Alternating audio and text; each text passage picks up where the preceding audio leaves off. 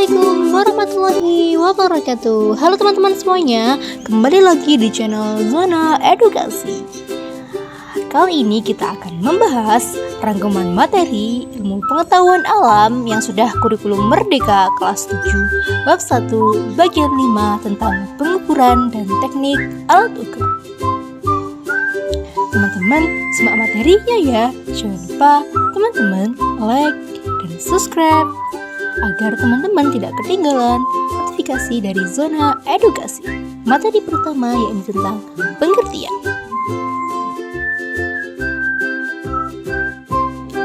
Yang pertama yakni tentang pengertian dari pengukuran dan alat ukur. Mari teman-teman simak ya, siapa tahu nanti saat ulangan harian atau ujian akhir keluar ya soal ini. Oke.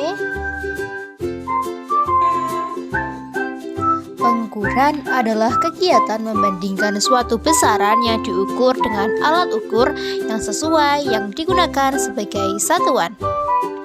Ukuran juga memiliki peran yang sangat penting dalam menunjang kegiatan ilmiah seperti penelitian, praktikum, dan eksperimen. Wah, ternyata pengukuran itu sangat penting ya dalam ilmu pengetahuan alam.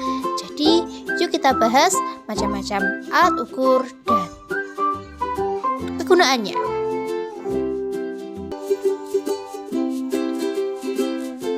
Materi selanjutnya adalah teknik pengukuran benda dan alat ukurnya. Dalam pengukuran ada banyak nih macam-macamnya, kayak alat ukur apa sih yang digunakan untuk mengukur waktu, untuk mengukur suhu, dan untuk mengukur hal-hal lainnya. Jadi, mari kita pelajari satu persatu bagian dari alat ukur dan bagaimana sih cara mengukurnya dan apa sih skala-skala yang ada dalam alat ukur tersebut. Yang pertama ada alat ukur panjang. Contohnya yakni penggaris atau biasa disebut sebagai mistar.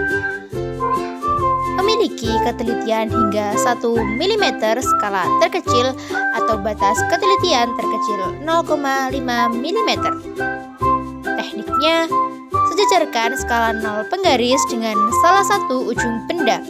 Posisikan mata tegak lurus dengan skala yang dibaca untuk menghindari kesalahan arah pandang, kesalahan paralaks.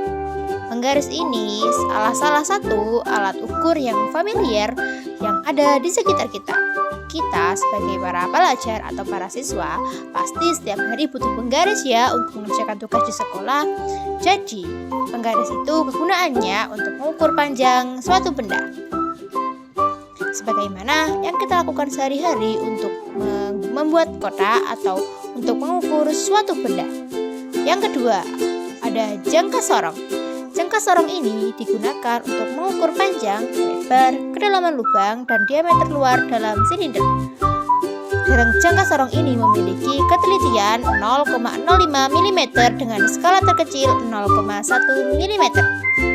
Teknik mengukur jangka sorong. Baca nilai pada skala utama sebelum garis 0 skala nonius. Dan cari garis skala nonius yang lurus atau berhimpit dengan skala utama. Jumlahkan kedua nilai tersebut. Begitu ya teman-teman cara mengukur benda menggunakan jangka sorong. Selanjutnya ada mikrometer skrup.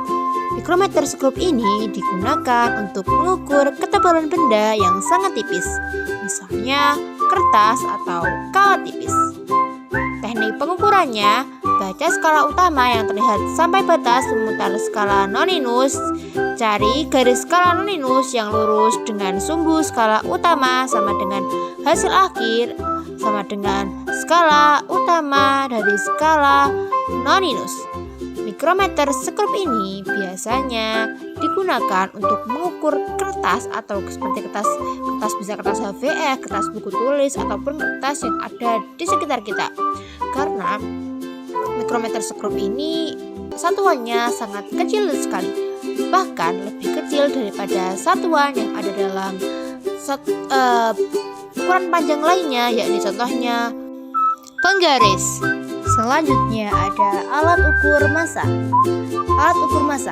neraca sama lengan, yang pertama nih ada neraca sama lengan.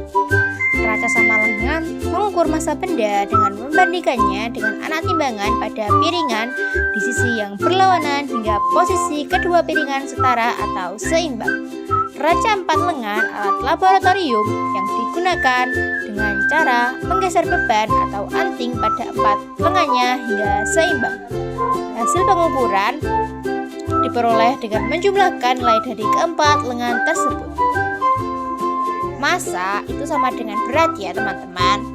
Neraca itu juga ada 2 yang ada di sini. Itu ada neraca sama lengan. Berarti itu lengannya ada 2. Neraca 4 lengan itu lengannya ada 4. Teman-teman dihafalkan ya perbedaannya. Siapa tahu nanti di ujian keluar perbedaan dari neraca sama lengan dan neraca 4 lengan. Selanjutnya ada alat ukur waktu.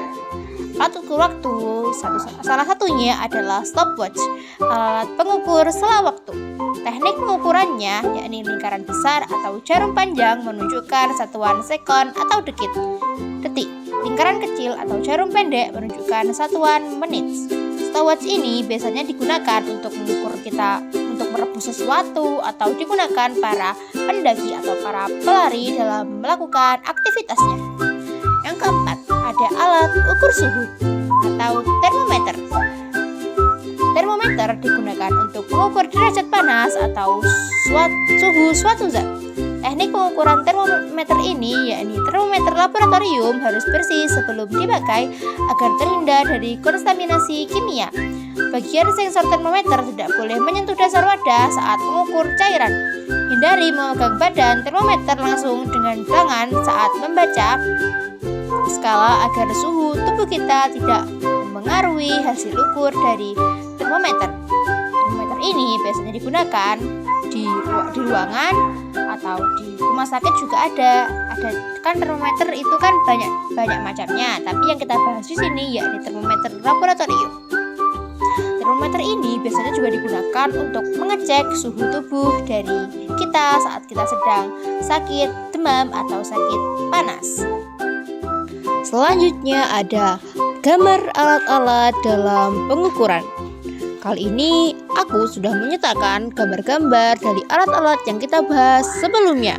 Biar teman-teman tahu sih bagaimana sih bentuk-bentuk dan gambar dari alat-alat yang kita bahas tadi. Yang pertama ada penggaris atau mistar. Yang kedua ada jangka sorong. Yang ketiga ada mikrometer sekrup. Yang keempat ada neraca sama lengan. Yang kelima ada neraca 4 lengan. Yang keenam ada stopwatch. Yang ketujuh ada termometer.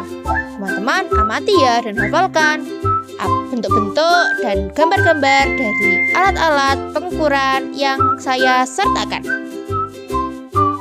Sekian rangkuman materi kali ini. Semoga bermanfaat untuk teman-teman semuanya. Terima kasih sudah menonton video Zona Edukasi episode kali ini. Jangan lupa teman-teman like dan subscribe agar tidak ketinggalan video-video baru dari Zona Edukasi selanjutnya. Wassalamualaikum warahmatullahi wabarakatuh.